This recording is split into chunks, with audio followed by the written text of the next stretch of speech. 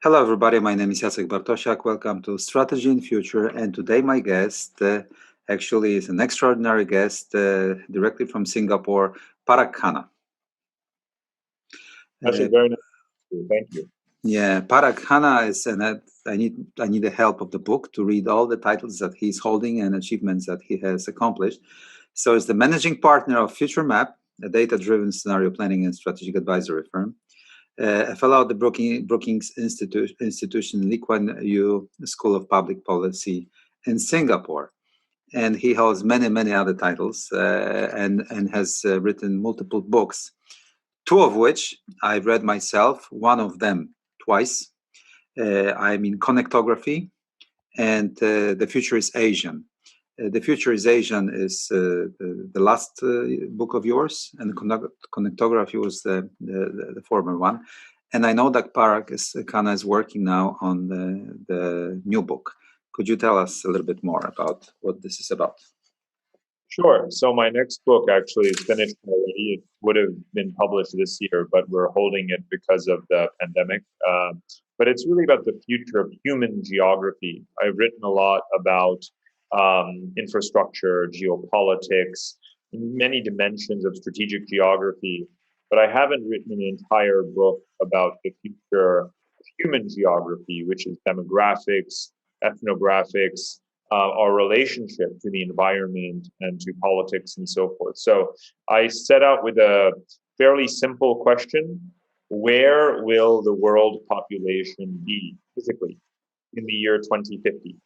And I've tried to reverse engineer that answer, looking at many drivers of human settlement patterns, migration, pandemic, climate change, geopolitics, economics, technology, and so forth.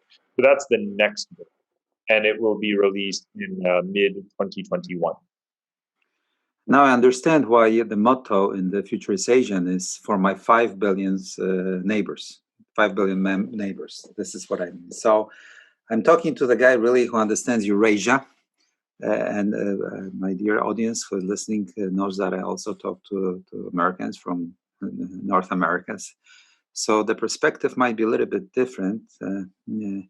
Parag, you're traveling around, you talk to many people by many magazines, and I remember one of them, I remember the name. You were sort of titled one of the most influential intellectuals on planet. So what do you think? Where are we in terms of the Eurasian consolidation? You're sitting now in Singapore. I'm sitting on the other side of the world, still in Eurasia, but this one that is more landlocked. It's not a hub of everything like Singapore is. And this is all exactly about connectivity. So what's the future of Eurasia then? Well, I look at systems, right? And our regions, such as Europe in particular, form a coherent system. And a system, the definition is the intensity of the relationship between the units, the states. So Europe obviously is our most integrated system in the world. Asia is becoming a system, and that's what the Future is Asian was about, was this process of Asianization. Not a beginning, not an end, a pathway, a journey towards Asia as a more coherent system. Eurasia has not really been a system for quite some time, especially in the post Cold War decades, which is the last 30 years. You had Europe grappling with its own challenges of widening and deepening simultaneously, and both of them have their limits. Asia was coming out of poverty and Cold War division and also struggling to create its own internal system dynamics. Now, in the last 10 years or so, you have a return to Eurasia.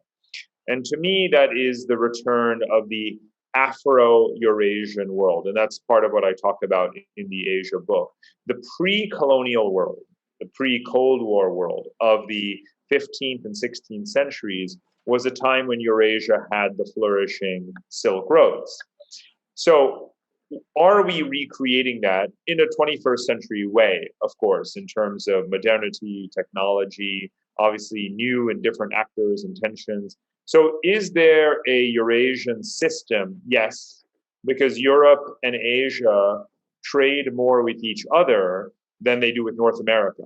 right? The largest axis of commercial relations on the planet Earth is the relationship between the European Union and Asia. And the European Union trades more with China than America trades with China, and so forth. You're seeing growing foreign investment, you're seeing more flows of people, obviously more infrastructure being built, more free trade agreements, diplomatic relationships, and so on and so on and so on. Let's remember that the definition of a system has nothing to do with whether it's peaceful or violent. Something I always have to emphasize. Europe has been a system for 2,000 years, and it's been a violent system for all but the last 75 years of those 2,000 years, right? More or less, just to put a big picture paint on things. So whether or not we have peace or rivalry or conflict within Asia or within Europe or between Europe and Asia doesn't matter. It's about the intensity of relations. In fact, war and conflict are proof that you have a system. If two countries are next to each other but ignore each other, then they have nothing to do with each other. They're not a system. They're just neighbors. They just share geography. So when you have India and China colliding on multiple borders, you're seeing how these Asian powers are actually becoming a more interdependent system and a more intense system. So systemness is about intensity. It's not about quality. It's not normative. It's analytic. So Eurasia is definitely becoming more and more system-like, and I think we've come a long way in the last 30 years, and we'll probably continue on that path in the next 30 years. If you think about the population sizes of Europe and Asia, the complementarity of the economies, and other factors. Interesting. And don't you think that I sort of agree, and we have been sort of saying that over here for many, many years. But, but, but, if you take a look at the Great Ocean Revolution 500 years ago, what you're trying to describe now and what you describe in your books and what the Chinese are doing with the New Silk Road and, Asianization, as you say, and connectivity across the landmass of Eurasia is supposed to change the correlation of influence and power and the places where the richness is being built. Yeah? So what would be your answer to that? Will that happen really, or there will be vested interest by the so far powers and institutions that will make sure that nothing is changing under the sun? Well, things are always changing. So, I mean, the notion that there may be status quo powers doesn't change the fact that the status quo never holds, right? So it's like saying that because America doesn't want China to rise, China won't rise. But of course, China has been rising and China is rising. So it's kind of irrelevant what the status quo power thinks if its a vision or intent is not effective. It's like I served in Iraq and Afghanistan, right? I was advising the U.S. Military. The United States wanted Iraq and Afghanistan to become peaceful, democratic, pro-American democracies, right? That didn't happen, right? So just because you want something, it doesn't mean you get it.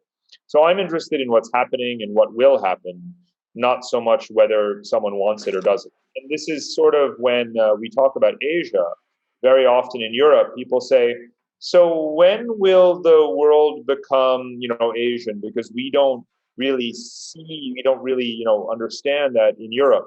And I say, well, the fact that you don't understand it is kind of irrelevant, right? Something is or it isn't. Most of the world population is in Asia. Half the world's GDP is in Asia, right? So whether or not you realize it in England or in France doesn't really matter to any Asian, right? The majority of the human beings in the world are Asian, and they know that they live in an Asian world.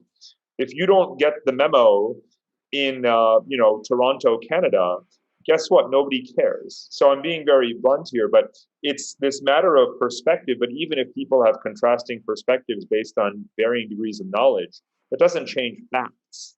So when it comes to power shifts, it's the same thing. So one of the central questions that I don't think is a question at all is about unipolarity versus multipolarity. And people saying, well, when will the world be multipolar? How multipolar is it? Well, of course, the world is already quite multipolar. So why would people still pretend that we are in the early phases of a power transition when the power has transitioned, right? You already have, based on economics and other variables, a quite a diffuse structure of power and capacity in the world today.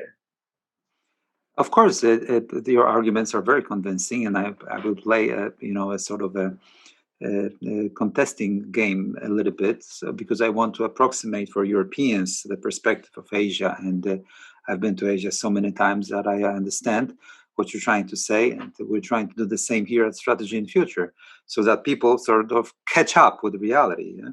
Yeah? But catching up with reality is always a very difficult process. There are old mental maps and the old, things that you have in your head, especially if they have been there for 500 years. Okay, and this is the West. Yeah, that's what we call the West, and it's sometimes very difficult to give the arguments why it's happening like that. And still saying that, let's take a look at what Trump administration was doing. The Americans are doing. They sort of seem to understand that they are about to lose, and they started to try to change the structure of the relationship between Asia and America, between Eurasia and the world ocean, as I say in term strategy. Do you still think that the Eurasia may really beat the world ocean that has been in charge for the last 500 years? You know what I mean by the world ocean, the connectivity around it. Do you think that can really beat? Because the Americans to whom I speak often, a few of them think that they might lose.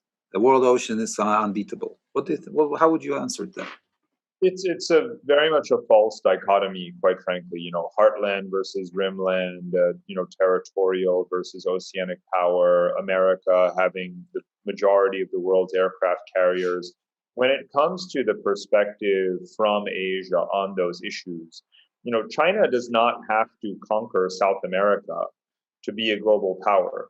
What you have to understand is that to be a globally relevant power, you actually have to be an Asian power, because in Asia is where the economic activity is, where the growth is, where the innovation is, where the demographics are, and a lot of where natural resources are as well. So if you go back to European colonialism, let's remember that Portugal and the Netherlands and Spain and England were not global powers until they became Asian powers, right? Until they had colonies in Asia. When you cease to have power in Asia, you are not a global power anymore. You are a local power. You are a provincial power. You are a European state and nothing more. However, when you are an Asian state already, like India or China, if you are powerful in Asia, you are powerful in the world, because most of what is happening in the world is in Asia. You see what I'm saying? Of course. So it's apples and oranges. The metrics, the yardsticks, the goals, the ambitions are entirely different.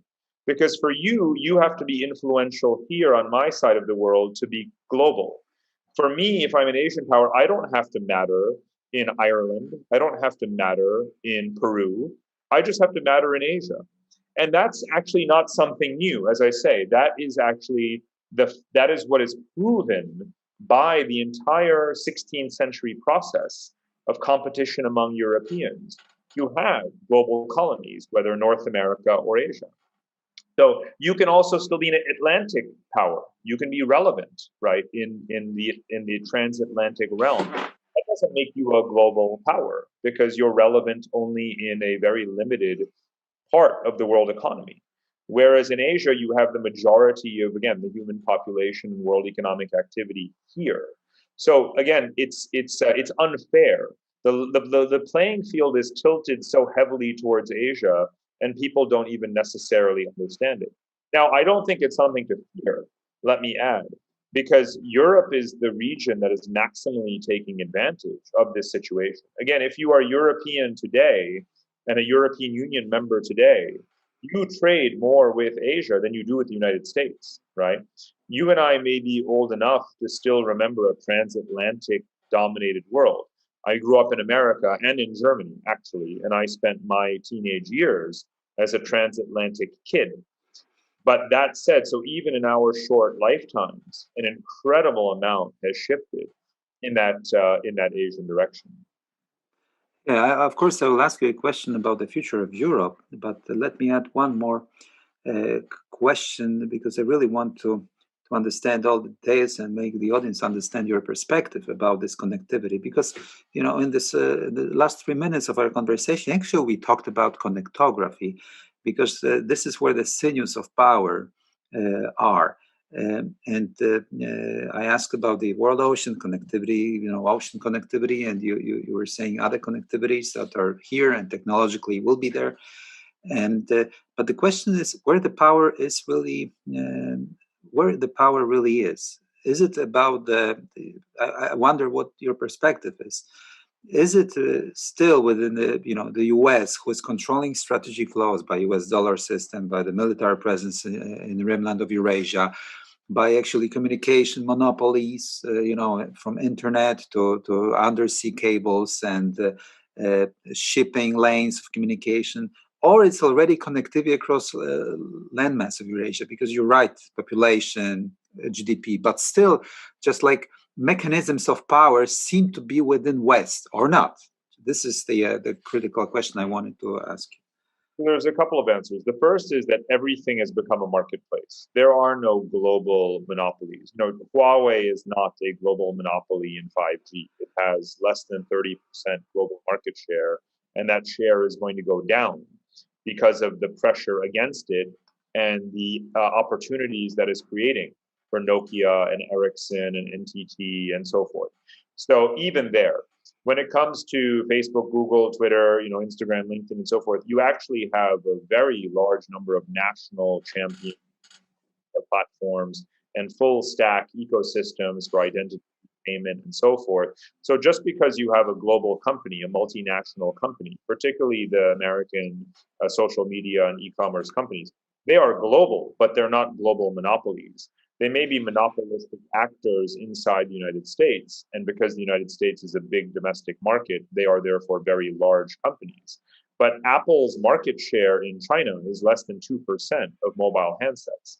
The world's largest handset manufacturer and distributor is Samsung. Samsung has doubled the global market share of Apple. So let's not forget that. Apple is only larger by market because it is an American company with the liquidity of the U.S. stock exchange behind it, and because its phones are a little bit more expensive, right? So let's not confuse size in one's home market with this notion of a global monopoly.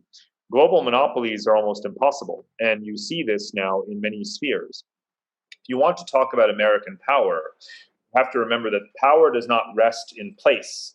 Power rests in context, right? And connectivity is that context. So it's not about the dollar per se, because actually you have 4 major currency zones in the world that are more or less self-contained, self-sufficient, that hold most of their own debt onshore with their own investors and citizens and in their own currency. And that's Japan, China, Europe, and America, right? The American dollar is the one that's most globalized. So the larger share of reserves globally is in the dollar. But now you see the marketplace evolving there as well, with both China and Europe talking about having their own crypto instruments, denominating trade in their own currency, encouraging global central banks globally to diversify their reserves to hold their currency, trying to circumvent the dollar as in denomination of trade. So even that's becoming competitive. When it comes to military, again, there's latent power, static power, and then there's the effectiveness of that power. And when you look at American military power, which again I've seen very much firsthand, of course it's awe-inspiring in terms of latent power, but in terms of coercive capability, it's a bit less effective than Americans would want, right? And so you have to go step by step by step. Now again, like energy is an extremely important aspect of power, right? America has become the world's largest oil and gas producer and one of the largest exporters. No country can have a monopoly on global hydrocarbon supplies because America has entered that market. What used to be controlled by OPEC and particularly Russia and Saudi Arabia is no longer. because America has countered what used to be a monopoly. So, to be honest, there really are no global monopolies. There's no force that can't be resisted. There is no sector or technology where there is not an alternative. And the last frontier in all of that, for many people, is semiconductors, right? Because this is one area where there is a genuine effort to restrict the absolute best technology from China. And it's a very live issue right now. Export controls, blocking the sale of chip designs, all of these kinds of things. But eventually China will, of course, get there, right? Eventually. Some would say artificial intelligence, but of course, when it comes to artificial intelligence, the shoe is on the other foot, because many people think that the leader in AI is not America at all. Many people think it's China. And the answer is it's both, and it's others too. Because the law of technology diffusion is the most powerful law. India is a huge AI center. India is now investing in quantum computing too. Many countries have space-based satellite systems, navigation, weapons, and so forth, or will. So you would have to really prove that there is some incumbent monopoly in certain areas. A lot of it is more psychological than real. And quite frankly, that's what genuinely worries American strategists today, is that they feel that they have more to lose than the challenging powers feel. So, how would you describe the future of Eurasia, and especially Europe? And on top of that, what Europe should do now? Because Europe is at the crossroads. As you know, you receive many questions about your opinion. What Europe should do? Join hands with the transatlantic vision of the world and protect the vested interest and the role of the United States and its primacy, deglobalize, ban Huawei, or it should really join Eurasian sort of future and actually enter the uncharted territory that they haven't known for 500 years with this landmass orientation and the completely new supply chains. What would you do? Well, the answer is both, right? Because what smart countries or powers do is what I call multi-alignment, right? Multi-alignment. That's the term that I coined in my first book called The Second World. And what I was arguing is that unlike the Cold War situation, where powers are forced to choose, are you with one side or the other side? Today, in a post-colonial and post-war environment that we are in right now, countries don't want to choose one side or the other. They want to play all sides off each other and also assert their own sovereignty, autonomy, and so forth. So that's the number one thing, is for Europe to be more self-confident and not to choose one side or the other, but to act in its own best interest as strongly as possible. So in some areas, that means, of course, more cooperation with the United States. So let's again take the economy. Europeans have already sent messages to Joe Biden saying, we want to go back to that trade liberalization agenda. Please bring down your protectionist barriers. We have a lot of cars that we want to sell you, right?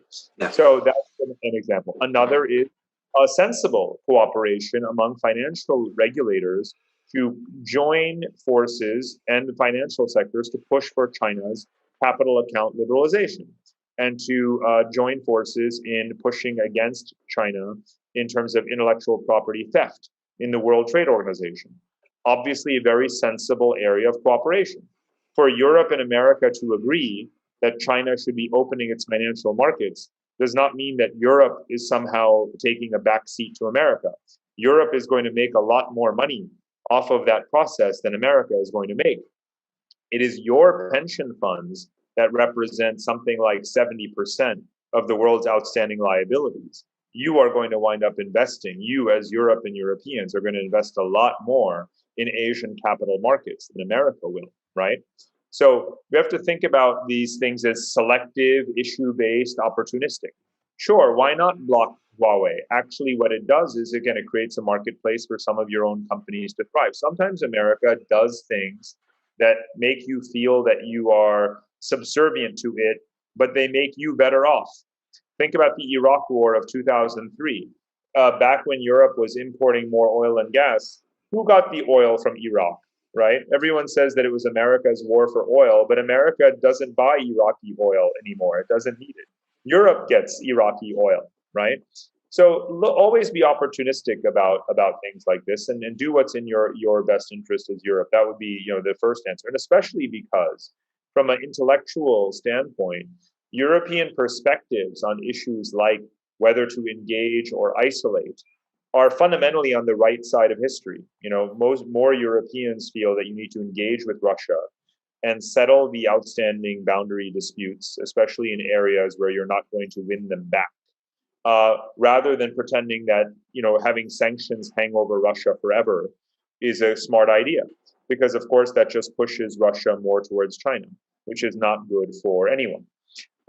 Same thing applies to Iran and other dilemmas. So I think that the European approach is well founded empirically. It is certainly in Europe's interest. It's probably more in the Western interest for America to follow Europe's lead on many of these issues than the reverse. So I would end where I began, which is much more European self-confidence is what I would like to see. I understand your proposition about opportunistic choices, but still, Australia chose otherwise under Prime Minister Morrison, and it takes some, beating from China. It joined the U.S. camp in terms of, trying to curb China, whatever that means. And Singapore, I listened carefully to what your Prime Minister of Singapore was saying, I think in May, that the Singapore doesn't want to make choices. But on the other hand, when I traveled to the United States, I kept hearing from the Americans that you will have to choose sides. You need to. I mean, we will force you to. So I understand your concept. That would be perfect, especially for small nations that don't want to choose. They want to have open connectivity. They want to have globalization. They want to have access to markets. But what if great powers ban them from having access to global market and control the connectivity that connects them to, and the regulations connecting them to the global market?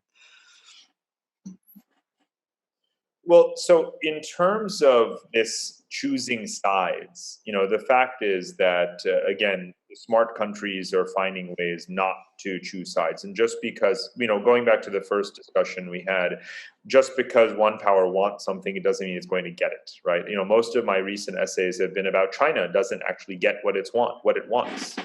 Some of the most important issues right now. And I've been doing a series of arguments about this based on the Asia book and what I'm seeing right now. The pushback against China is perhaps more powerful than China.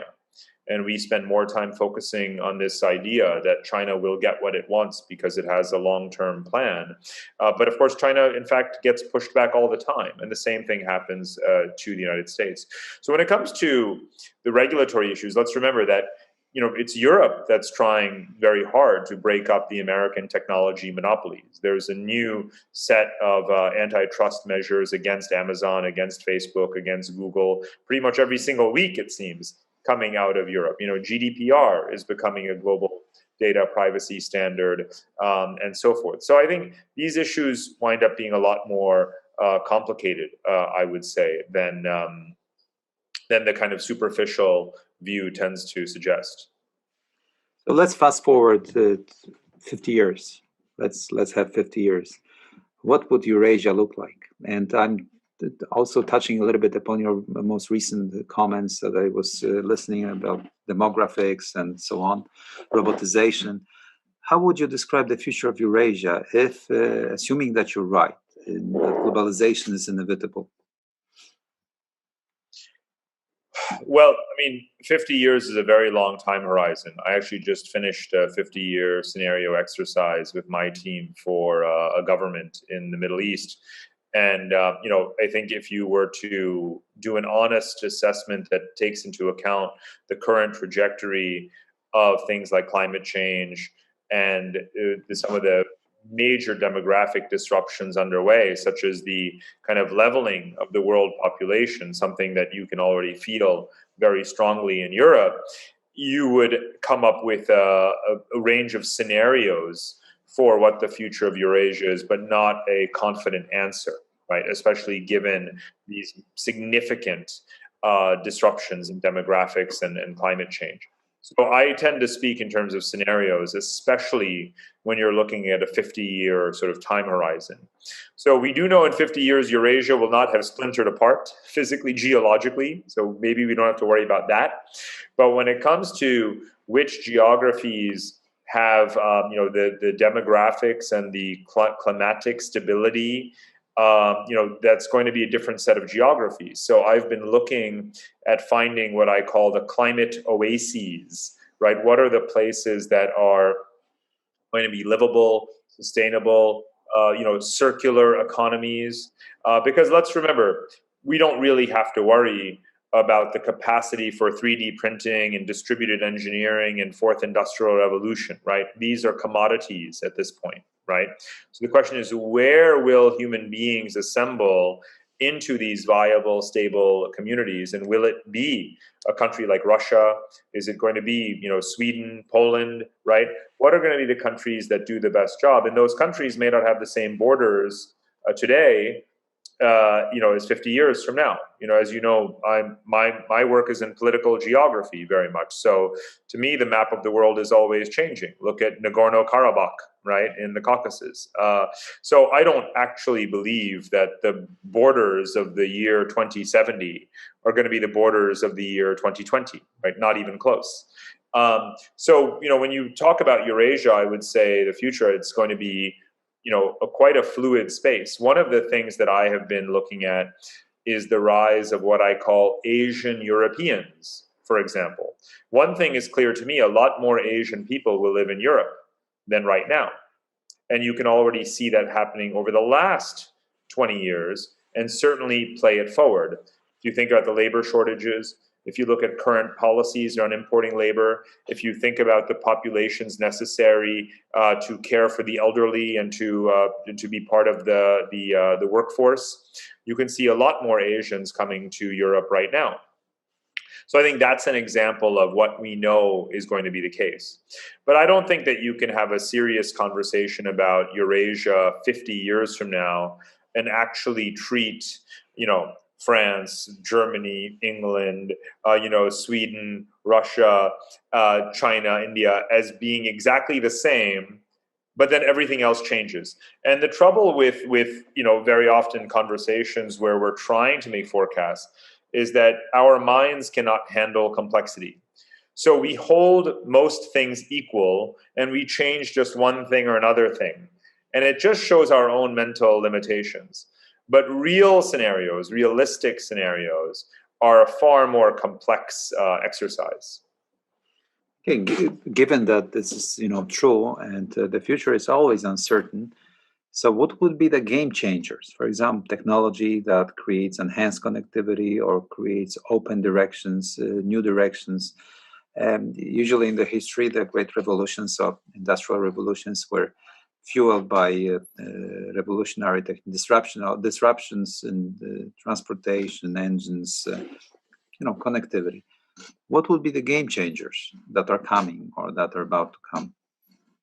Well, there's no question that we are moving towards a world of more or less, ubiquitous digital finance in everyone's hands, and currencies, or even, not a common currency, but cryptocurrencies that allow for more or less the seamless transfer of capital, whether it's Bitcoin or otherwise on the blockchain. So empowered individuals financially is one of the trends that I think is very important, because it gives people the confidence to divorce themselves from their national financial system. So, moving mobile finance into the cloud and cryptofying it is a really, really seminal trend. The other is potentially divorcing nationality and mobility, because as a result of the pandemic, the power of a passport has shifted drastically, right? America had 150 countries visa-free access. Then suddenly it had only 30 countries of visa-free access, right?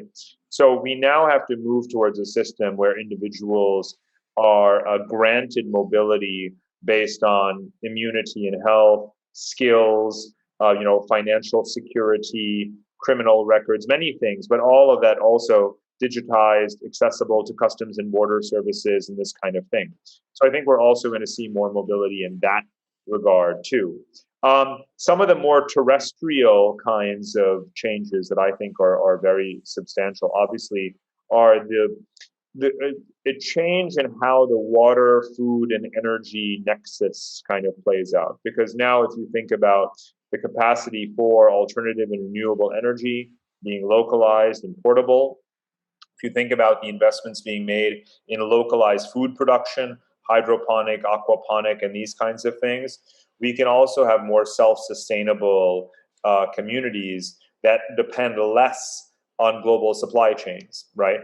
And I think that is going to be a pretty significant factor as well. So when you talk about social upheavals of the past being driven by certain technologies, yes, but it didn't happen evenly, same place, same time globally, right? These things unfold more like dominoes depending on who is in the lead, right? The Industrial Revolution of England, United States, elsewhere, again, different time scales. So I think that the question really is which countries have a vision, have a plan, are making the investments in adopting those technologies and preparing their populations accordingly, and which ones are not. And that's really the key question. And when I was reading your book on connectivity, and later I started dealing with space connectivity and the potential new economy in space. Have you considered how the space-based economy, even close to Earth, and it's happening, by the way, internet and stuff, can change what you were writing, and how it can influence your thinking? Well, it's another geography of connectivity, and it is another platform or plane, if you will, of competitive connectivity, right? Of competition. So some people think of the connectivity argument as being in favor or biased towards peace and stability, and of course that's not the argument that I make. The argument I make is that connectivity is the foremost instrument and tool of building influence. So space becomes again a geography of competitive connectivity, because you can see the positioning of weapons or satellite networks. Which countries are managing which other countries, GPS systems and navigational systems and so forth. So that's what's happening right now.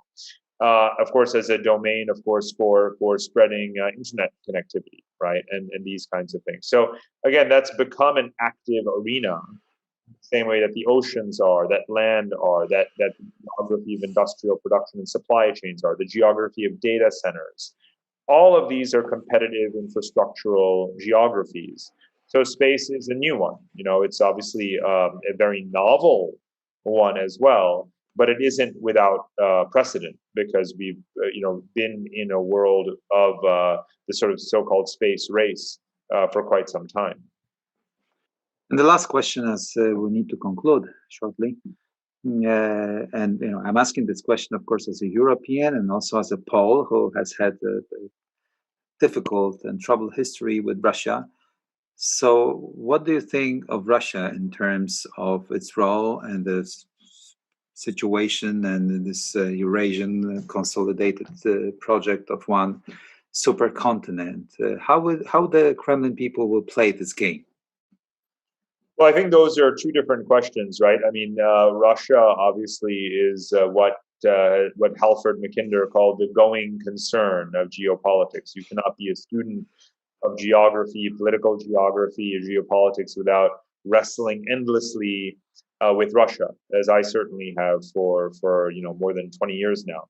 And so the place of Russia becomes extraordinarily important in light of the growing role of the Arctic in trade and commerce and military maneuvering, Arctic settlements and habitation and agriculture, shortening the distance, obviously, of travel for trade, and so on and so forth. But let's remember that geopolitics has long been a northern hemispheric game. Now it moves even further north, so to speak, in terms of latitude. So Russia's role becomes very important. But what is Russia with each successive decade, right? Russia, one of the things I've been writing about for a long time is that, no country has had its geographic borders shift by greater distance in history than Russia, right? And even over a span of a couple of decades. If you think about the 17th century, Russia was growing at 100 kilometers per week or something like that. But of course, when the Soviet Union collapsed, Russia lost an extraordinary amount of territory. The Russian Empire did. So what is that Russia? And again, a serious conversation about the future of Russia must acknowledge the demographics, the economics, the capacity that the state may or may not have to retain sovereign control over its full territory, or what the future governance of that vast geography may look like.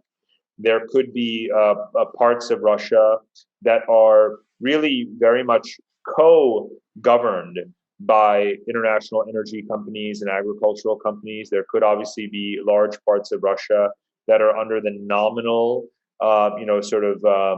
direction of China, and Chinese populations could grow substantially. So, what is Russia is the essential question to answer for each increment of time horizon that you're looking at, because it could be a different Russia than the Russia we know.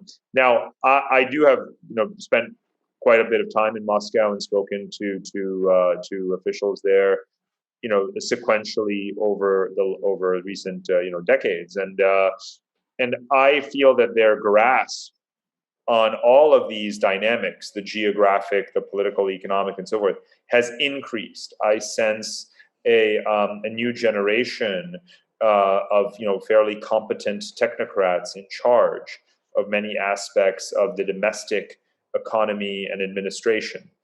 And I think that's a good thing. That's part of the process of what has happened in quite a few post-Soviet republics and in post-colonial countries more generally.